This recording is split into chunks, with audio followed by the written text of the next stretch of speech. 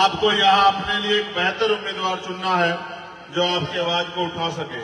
MLA तो आपने पहले भी बनाए हैं,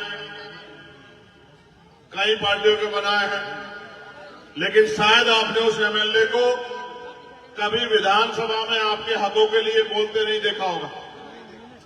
और जिसको आप वोट देते हो उसके ऊपर ये जिम्मेदारी देते हो कि वो आपके हकों के लिए बोले, आवाज उठाए और आपकी समस्या का हल करे।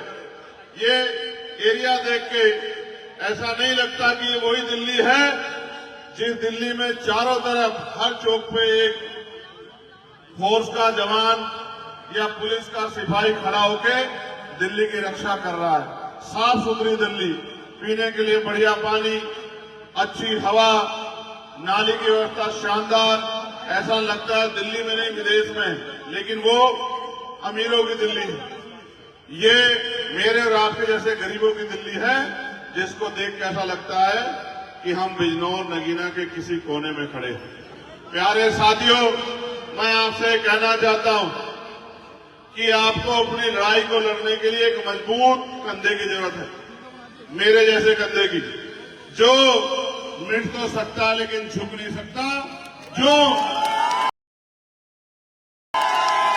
कितना भी जालिम क्यों ना हो सामने, उसके सामने रुक नहीं सकता, झुक नहीं सकता, थक नहीं सकता, और जब तक लड़ाई को अंजाम तक ना पहुंचा दे तब तक चैन से सो नहीं सकता। ऐसे सिपाही की आपको जरूरत है।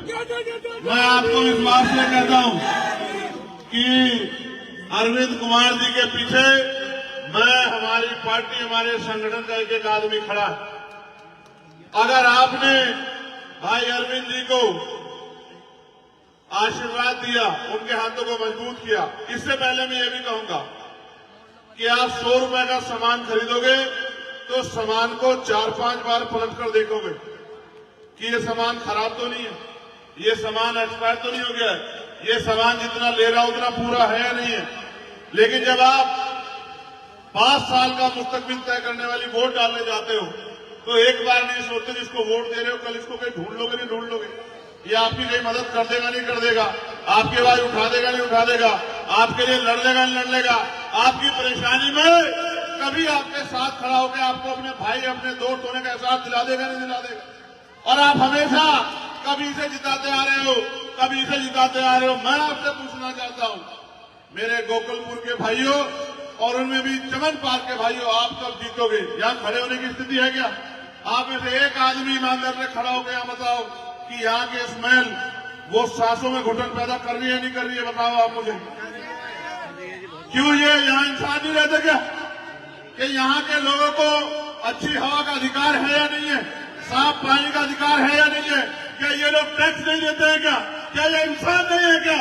क्या इनको जानवर समझ के कुचलने का इंतजाम सरकार करेगी? मैं आपको जिम्मेदारी से कह रहा हूं, मैं तो आपका अपना हूं और आप जानते हो 24 घंटे 7 दिन, और मैं आपको विश्वास दिला के कह रहा हूं कल पार्लियामेंट चलेगा। और कई ऐसे मुद्दे उत्तर प्रदेश के जहां उत्तर प्रदेश में जुल्म हुआ है, संबल से लेके और अयोध्या तक, और वहां की सरकार ने गरीबों का मजाक उड़ाने का काम किया। कल पार्लियामेंट चलेगा। मैं आपको आज कह के जा रहा हूं, सुबह से लेके और जब तक हाउस चलेगा आपको यही सुनाई देगा कि सरकार से सवाल पूछे जा रहे हैं और सरकार को जवाब देना पड़ रहा है। चुप्पी नहीं होगी पार्लियामेंट में। कल मैं आपसे जवाब देता हूं। आपने मुझे वोट दिए, मैं जानता था जो जिनकी वोट वहां नहीं है वो यहाँ प्रार्थना दुआ कर रहे थे, फोन करके कह रहे थे नगीना में, नेटौर में, नूरपुर में, धामपुर में, किरतपुर में, नजीबाबाद में, शेरकोट में खड़े होकर यहाँ से फोन करके कह रहे थे कि चंद्रशेखर हमारा भाई है, उसको वोट देना। मैं इस कर्ज को उतारूंगा।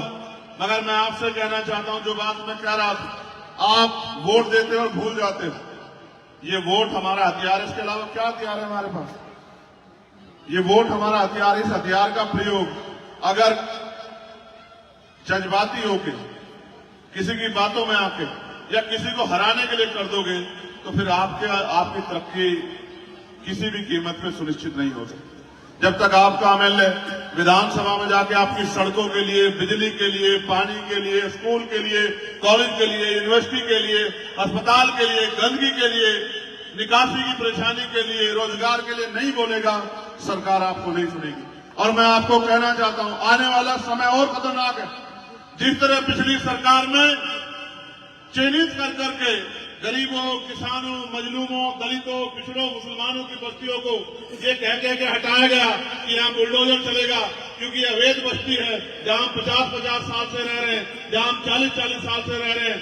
उन बस्तियों से निकालने का इंतजाम और उसकी रणनीति जो सरकारों ने बनाई है, एक आवाज मजबूत नहीं है आपके पास जो असेंबली में खड़ा होके और आपकी आवाज बनकर सवाल पूछ सके कि जब हमने 50 साल में इस बंजर भूमि को सींच के आज रहने लायक बनाया, तो हम अपनी इस बंजर भूमि में जिसको हमने रहने लायक बना दिया, हम इसमें गलत कैसे हो सकते हैं, हम इससे बाहर होने वाले क्यों हो सकते हैं, ये पूछने वाला कोई नहीं। इसलिए मैं आपसे अपील करके कहना चाहता हूं कि उधर तो दूसरी तरफ मैं देख आया था, मैं उस दिन गया था, गुरु रविदास जी के गुरुघर, उनकी कमेटी यहां बैठी है, उन्होंने तो मन पक्का कर लिया, अब आपकी बारी, आपको जिम्मेदारी देने आया हूं। एक मौका आप भाई अरविंद जी को दो, जहां आपको जरूरत पड़ेगी 24 घंटे 7 दिन चंद्रशेखर आजाद आपकी सेवा के लिए खड़ा रहेगा। इस बात को मैं आपको विश्वास दिलाता हूं। बहुत दूर नहीं है, हम लोग तो अगर सो जाते हैं तो नगीना पहुंच जाते हैं, यहां हाईवे चढ़ते सो जाते हैं, नगीना पहुंच जाते हैं 3-3.5 घंटे में। और ये नगीना के लोग यहां इसलिए घूम रहे हैं, ये इसलिए घूम रहे हैं क्योंकि ये चाहते हैं कि अब हमारी शक्ति बननी चाहिए और हमारी ऐसी मजबूत आवाज बननी चाहिए जो समय समय पे हमारी लड़ाई को मजबूत करे। मैं जिन साथियों ने ये प्रोग्राम कराया है,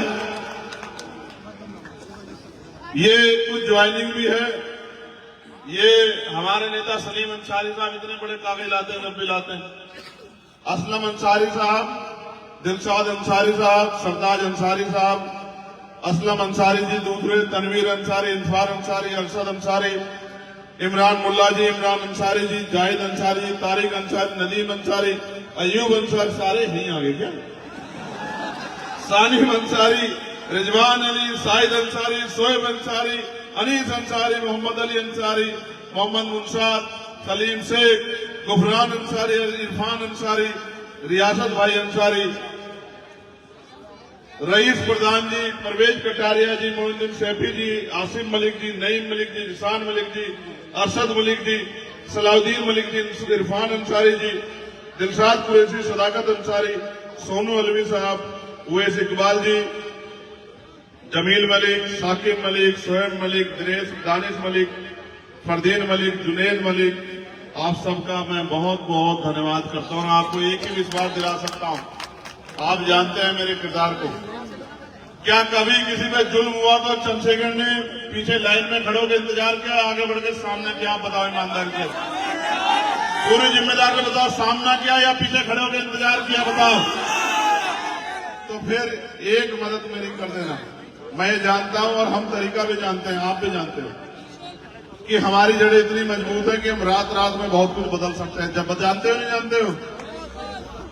तो यहां मैं आपको जिम्मेदारी के तौर पे कह रहा हूं, फोन उठाओ, जेब में देखो, निकालो, निकलेगा, देखो जेब में डालो, जेब में हाथ है, फोन, इस फोन में नंबर होंगे नहीं होंगे गोकुलपुरी के, एक फोन भाई 8 घंटे हम लोग अपना घर चलाने के लिए मेहनत करते नहीं करते हैं, इज्जत की जिंदगी जीने के लिए, अधिकार के साथ जिंदगी जीने के लिए, अपनी लड़ाई लड़ने के लिए, 5 साल के लिए अपना भविष्य तय करने के लिए, क्या हम आने वाले 2-3 दिन 1 घंटा फोन भी यूज नहीं कर सकते? क्या अपना कर सकते नहीं कर सकते?